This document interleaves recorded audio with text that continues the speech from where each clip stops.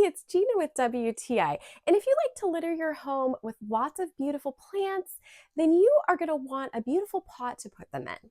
When I saw this 8-inch beige pot from SQOWL, I knew that it was going to be perfect for the little collection of succulents that I have. The variation of color on this ceramic planter pot is just beautiful.